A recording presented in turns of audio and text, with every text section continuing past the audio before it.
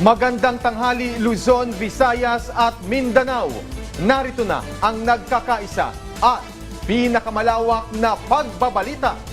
Sa pangunguna ng Presidential Communications Office na kinabibilangan ng Philippine Information Agency, Philippine News Agency, Presidential Broadcast Service, IBC at PTV, mula sa IBC 13, ako po si Princess Jordan. Ihahatid namin ang mga komprehensibo at mahalagang balita mula sa iba't ibang bahagi ng bansa. Mula naman sa PTV, ako si Alan Francisco. Ito ang Balitang Pambansa. Ngayong tanghali sa Balitang Pambansa, dating Pangulong Duterte tinawag na sinungaling ni Pangulong Ferdinand R. Marcos Jr.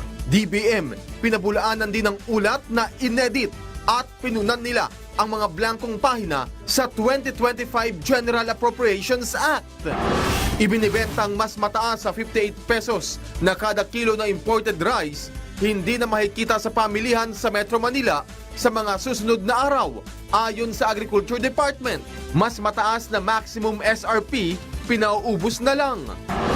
2 beses na pagtatanim ng palay ngayong taon, kinumpirma ng National Irrigation Administration. Double dry, makadaragdag, hindi lang sa supply ng palay, maging ng kuryente. Armed Forces of the Philippines, mas paiigtingin ng seguridad kasunod ng pagkakaaresto sa isang Chinese national na hiniinalang espiya. US President Donald Trump, balik White House na. Ilang executive orders kabilang ang two-gender policy at pagkalas sa Paris Climate Treaty kabilang sa nilagdaan. Una sa ating mga balita, pinabulaanan din ng Department of Budget and Management o DBM ang ulat na inedit at pinunan nila ang mga blankong pahina sa 2025 General Appropriations Act. Paalala ng kagawaran sa publiko, huwag magpabiktima ng fake news. Si Clazel Pardilla ng PTV sa Balitang Pambansa. Tinawag na kasinungalingan ni Pangulong Ferdinand R. Marcos Jr. ang paratang na may naiwan umanong blanko sa ilang bahagi ng isinabatas na 2025 national budget. He's lying. He's a president. He knows that you cannot pass a GAA without with a blank.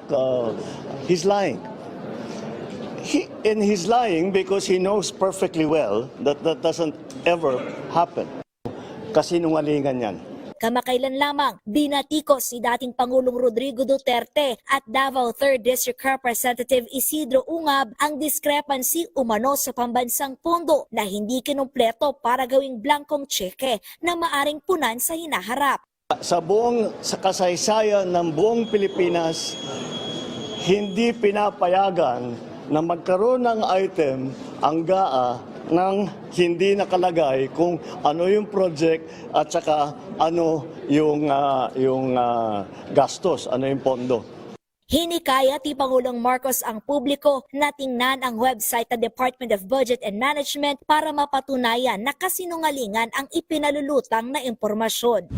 Una nang inalmahan ng palasyo ang pagpapakalat umano ng fake news o maling impormasyon ni Duterte na malisyoso at dapat kundinahin bilang kriminal na gawain. Sabi ni Executive Secretary Lucas Bersamin, masusing pinag-aralan ng Kongreso at ng DBM ang higit 4,000 pahinang pambansang pondo. Siniguruan niya ng pamahalaan na walang puwang o maiwang proyekto, programa o aktibidad na walang pondo bago lagdaan at gawing batas. Nanawagan ng palasyo sa kampo ni Duterte na maging responsable sa kanilang aksyon at iwasan ang pagpapakalat ng maling impormasyon. Iginiit naman ng DBM na ang mga pahinang lumutang ay mula sa Bicameral Conference Committee report at hindi sa General Appropriations Bill. Nilinaw din ng ahensya na fake news at walang katotohanan ang ipinakakalat na inedit o binago ng DBM ang 2025 GAA para punan ang mga puwang na walang laman. Kasunod ito ng pagsasagawa ng system maintenance ng ahensya kahapon alas 10 ng umaga hanggang 1:00 ng madaling araw kanina. Layo nitong mapabilis ang pag-access sa website ng DBM. Makikita ang kopya ng 2025 GAA at National Expenditure Program sa website ng DBM. Nakapareho sa inupload noong January 3 at nakaimprenta sa 2 kapulungan ng Kongreso. Kumpleto ang nilagdaan at isinabatas na pambansang pondo. Kaya hinikayat ng ahensya ang publiko na maging maingat, mapanuri at i-verify muna ang impormasyon bago ipakalat o i-share sa anumang plataporma. Mula sa PTV Manila, Calazel Pardilia, Balitang Pambansa. Pinagtawanan lang ng National Irrigation Administration ang mga balita na may blankong item sa pondo ng ahensya ngayong 2025. Sa panayam ng Radyo Pilipinas, sinabi ni NIA Administrator Eddie Guillen na walang katotohanan ang balitang yan. Makikita naman aniya sa website ng Department of Budget and Management o DBM ang kumpleto at detalyadong pondo ng mga ahensya ng pamahalaan. Giit pa ni Guillen kung may blank item ang NIA, bakit mas mababa ang budget nila ngayong taon. Siniguro rin ni Pangulong Ferdinand R. Marcos Jr. na nasa budget ng ahensya ang mga proyekto na pakikinabangan na matagal ng ating mga kababayan. Kaya apela pa ng opisyal, tulungan na lamang ang Pangulo sa halip na batikusin. Sorry sir, natawa naman ako dyan sa news. Alam niyo, ang totoo niyan, ako po kasama ng aking sa NIA, nakuha po namin yung details po ng aming budget pagkapirma ni Presidente sa website ng DBM. So, tayo naman lahat may access sa internet eh. Nakatutok ang Agriculture Department sa pagpapatupad ng 58 pesos na kada kilo na imported rice. Ayon sa DA, asahan sa mga susunod na araw, wala nang makikitang mas mataas na presyo ng imported na bigas sa mga pamilihan sa Metro Manila. Si Vel Custodio ng PTV sa Balitang Pambansa. Alan, nag-ikot ang mga opisyal mula Department of Agriculture at Department of Trade and Industry para sa special price and supply monitoring sa mga pangunahing bilihin dito sa Trabaho Market sa Palok, Manila. Kaugnay ang special price and supply monitoring sa tinututukang implementasyon na maximum suggested retail price na 58 pesos kada kilo na imported na bigas. Pero sa pag-iikot ng DA at TTI, may ilan pa ring mga bigasan ang nagtitinda na aabot sa 60 piso kada kilo ng bigas. Depensa ng mga nagtitinda, pinapaubos lang ang mga old supply at papalitan din nila ng mas mababang presyo ang mga bigas kapag naubos na ang old stocks. Yun naman din po ang sabi na aming sekretary, kaya nga po hindi niya agad po pina-implement dahil nga alam niya na may mga stocks pa tayo. So, ang ini-expect po natin talaga within the next few days siguro or weeks ba, pwede pala po natin talagang strictly ma-implement po yung 58. At bababa pa po kasi yan eh. So, talagang kailangan po may adjustment period po tayo. Nakatakda naman maglabas ang guidelines sa kagawaran ng agrikultura para sa period of compliance. Bukod sa bigas, sinusuri rin ng mga ahensya ang presyo ng iba pang mga pangunahing produkto. Napansin po natin sa meat, medyo mataas po ang presyo nila dito compared with dun sa ibang minomonitor nating mga palengke. Ini-explain po, tinitignan po na baka merong pong epekto yung sa renta or something. Yun po yung titignan natin. Samantala, posible naman magdeklara ng food security emergency ang DA at hinihintay na lang mailabas ang resolusyon para dito. Yung food security emergency, ang dalawa yung pakay niya. Una, talagang matulungan na bumaba yung presyo ng bigas. Pangalawa, yung stocks ng NFA mailabas. At itong stocks na to mas mababa. Inaasahan natin na lalabas sa 38 pesos per kilo. So yung volume niya is about malaki yan. So may epekto yan sa pagbababa ng presyo rin. 3 araw pagkatanggap ng resolusyon ay maaari nang ideklara ang food security emergency. We're checking it now kasi we also have to give time sa DA, due diligence para sa review at as pronounced by the Secretary, pag na-review na mabuti, then he will make the necessary action as soon as possible. Patuloy naman ang pakikipagtulungan ng DA sa mga local government unit para sa pagpapatupad at pagbabantay ng tamang presyo sa merkado.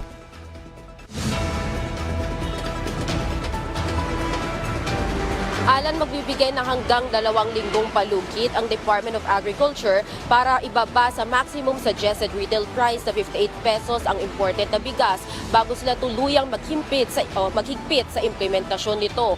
Inaasahang magiging tuloy-tuloy ang inspeksyon ng DA at DTI sa mga palengke, lalo na inaasam o layunin ng DA na mas gawing abot kaya para sa masa ang presyo ng bigas. Mula sa People's Television Network, Vel Custodio, Balitang Pambansa. Maraming salamat, Vel Custodio.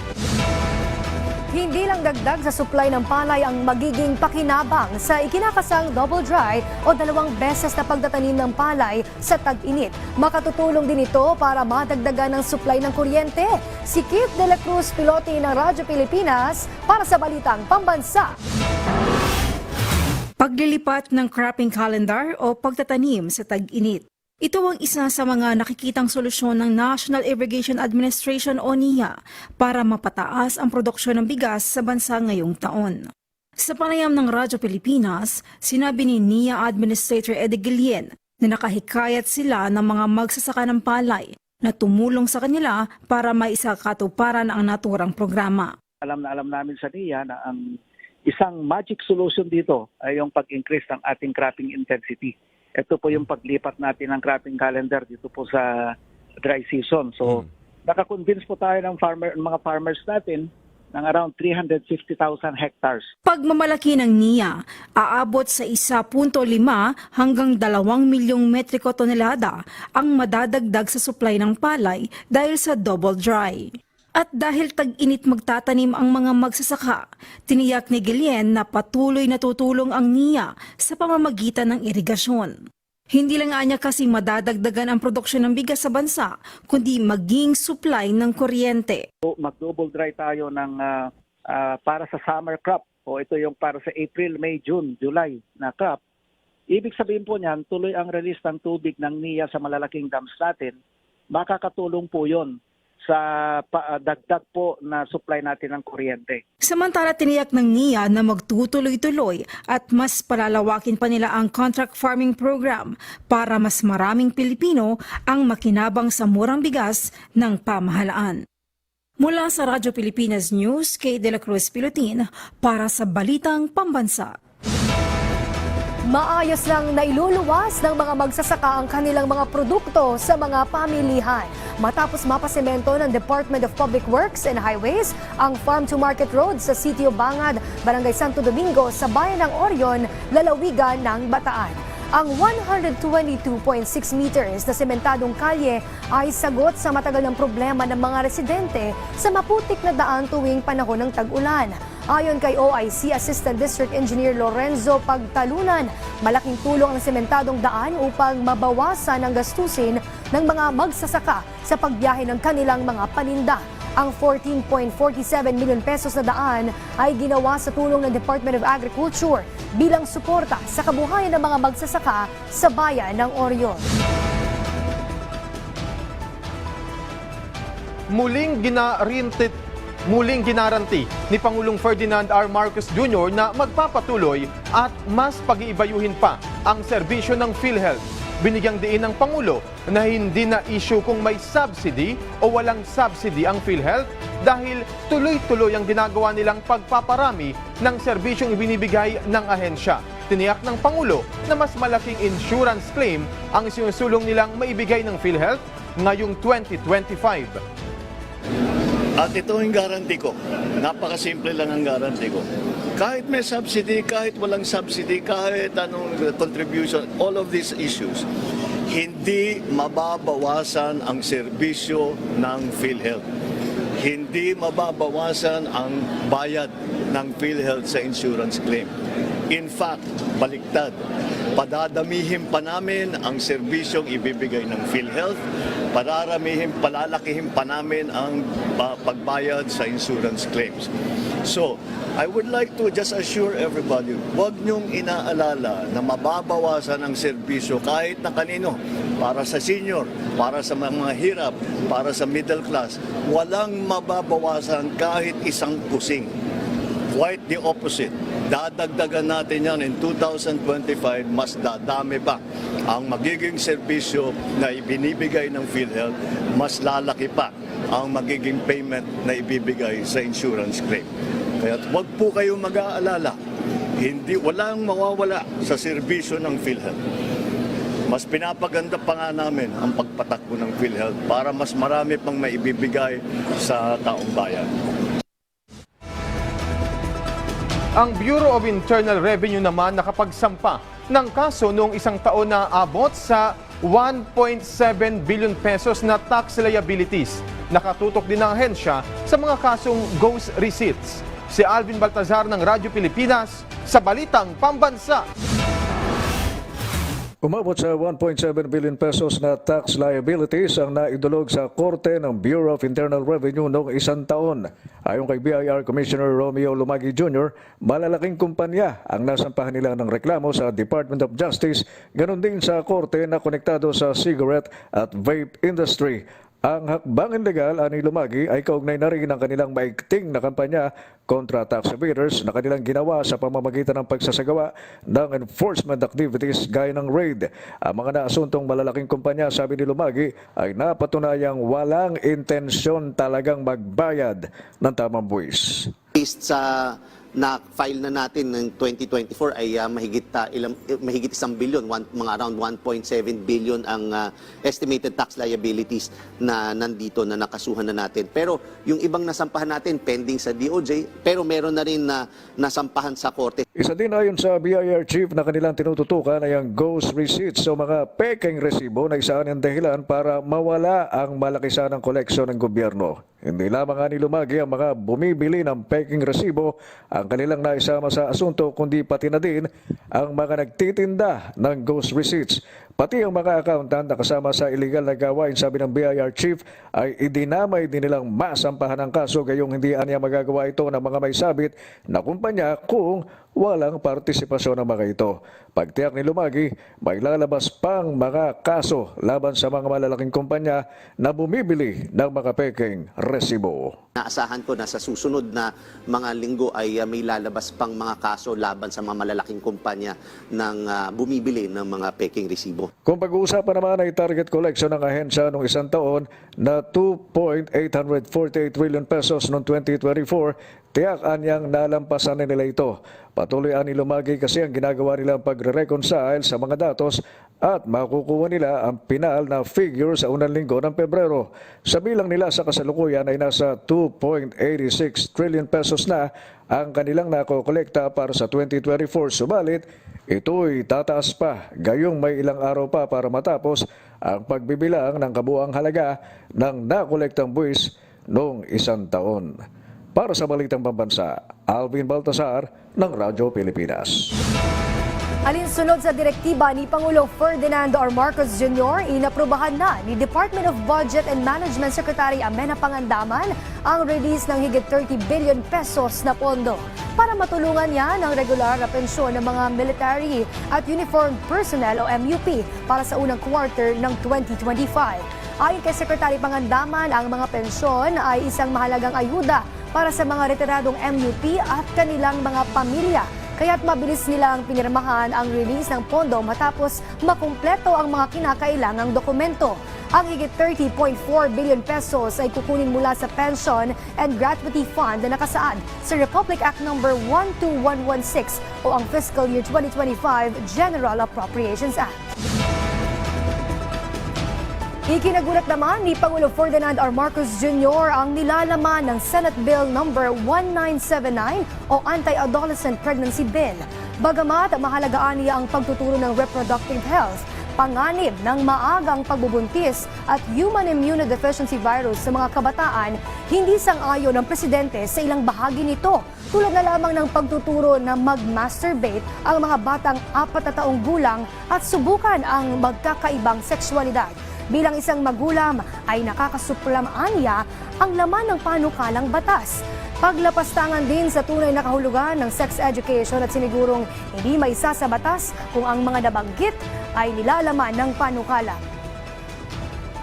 I was shocked and I was appalled by some of the some of the elements of that. Because this is all this woke that they are trying to bring into our system. You will teach four-year-olds how to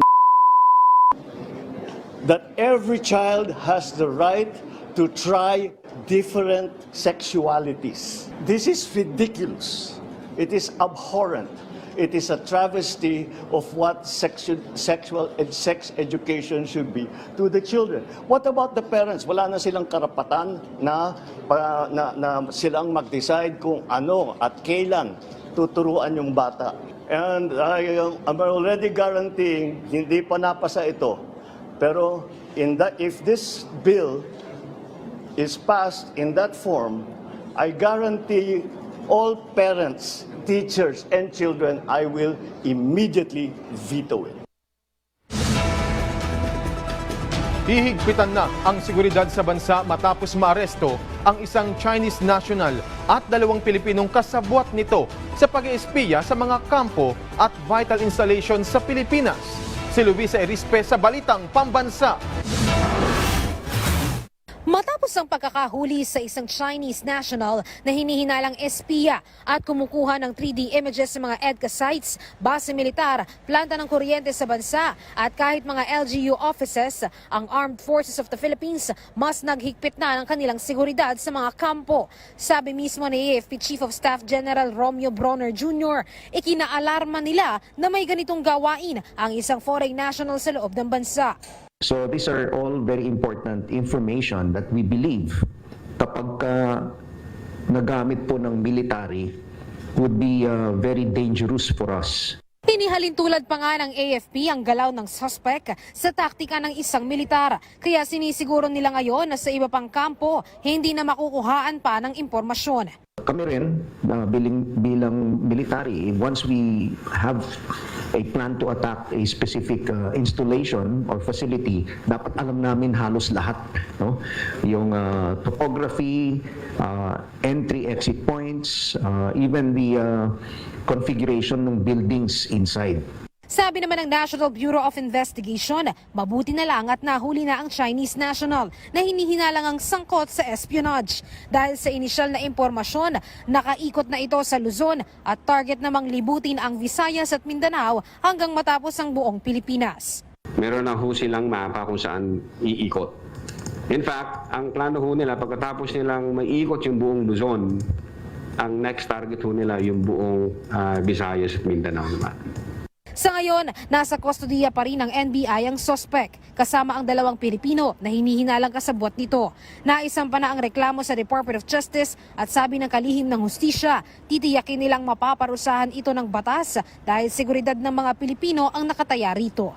Luisa Erispe, para sa Balitang Pambansa. Umarangkada na ngayong araw ang ika-14 na pagdinig ng Kamara hinggil sa mga isyu ng iligal na droga at umano'y extrajudicial killings noong nakaraang administrasyon. Humarap naman sa pagdinig ang mga PDL na iniuugnay sa mga usapin sa iligal na droga. May Balitang Pambansa si Mela Lesmoras ng PTV. Mela? Hindi na hindi sila titig. Hindi na ikupok sa mga sa illegal na droga at umunay natin at talaga. Kanina alas 11 na umaga. Babalikan natin maya-maya si Mela Lesmoras mula sa Kongreso. Kailangan pa rin ng exemption mula sa Commission on Elections, COMELEC, para makapagdala ng baril ngayong election period. Ito ang nilinaw ng National Capital Region Police Office, NCRPO, ngayong umabot na sa 4 na katao ang naaresto nila sa rehiyon dahil sa pagdadala ng baril sa panayam ng Radyo Pilipinas. Sinabi ni NCRPO Chief Police Brigadier General Anthony Aberin na suspendido tuwing election period ang permit to carry firearms outside of residence mula sa PNP. Paliwanag pa ni Aberin, tanging ang COMELEC lamang ang may kapangyarihan na mag-issue ng permit para makapagdala ng baril ang isang tao. Samantala, ipinagmalaki ng NCRPO ang malaking pagbaba ng index crime sa NCR noong November 23, 2024 hanggang January 15 ngayong taon. Ito'y dahil sa agresibong pagbabantay ng mga pulis sa mga kalsada at matataong lugar. Kasi po lahat po ng in-issue ng Firearms and Explosive Office po na permit to carry firearms outside residence ay during the election period po ay suspended po lahat yun. And ang may karapatan or may powers lang po na mag-issue ng Certificate of Authority para makapagdala ng barrel po outside residence ay yung COMELEC lang po.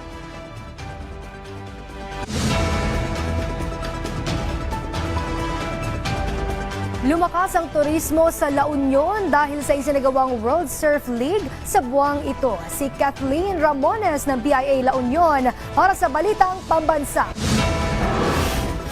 Sa kauna-unahang pagkakataon, dinala ng World Surf League ang 2024 World Junior Championship sa Pilipinas na ginanap sa Urbistondo Beach, San Juan, La Union mula Enero 13 hanggang 19, 2025. Lumahok ang 48 sa pinakamahusay na batang surfer mula sa iba't ibang bansa kabilang ang mga Pilipinong atleta na nabigyan ng wildcard slots. Sa pagtatapos, tinanghal si Bronson Mady mula sa Indonesia bilang Men's World Junior Champion at si Luana Silva mula sa Brazil bilang Women's World Champion. Bukod sa pagpapalaganap ng surfing culture, nagdulot ang kompetisyon ng malaking benepisyo sa lokal na ekonomiya at turismo ng La Union. Patuloy nitong pinatutunayan na ang La Union ay isa sa mga nangungunang destinasyon para sa surfing at turismo, hindi lamang sa Pilipinas kundi sa buong mundo. It was a fun heat. I went out there and first couple waves I felt a little bit shaky, maybe a little bit of like first heat nerves, but I was able to do that one big turn on the 7-6 and that gave me a bit of confidence, and from that point I was just able to control the heat. Sa mundo ng malalaking alon, ang karanasan ang pinakamahalaga mula sa Philippine Information Agency La Union. Kathleen Ramones para sa Balitang Pambansa.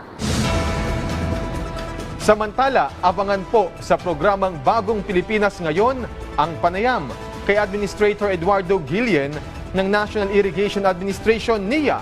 Mainit pong tatalakayin dyan ang mga programa at proyekto ng ahensya ngayong taon. Susunod na po yan, kaya tutok lang dito sa inyong pambansang TV, ang PTV. At dyan po nagtatapos ang 30 minutong ulat sa bawat sulok ng bansa. Samahan nyo kaming muli mamayang alas 6 ng gabi para sa updated at pinalakas pang balitaan. Mula sa PTV, ako si Alan Francisco. Ito ang pinalawak na puwersa sa pangunguna ng Presidential Communications Office, kabilang ang Philippine Information Agency, Philippine News Agency, Presidential Broadcast Service, IBC at PTV. Mula sa IBC 13, ako naman po si Princess Jordan. Hatid sa inyo ang komprehensibong paghimay sa mahalagang usapin dito lang sa Balitang Pambansa!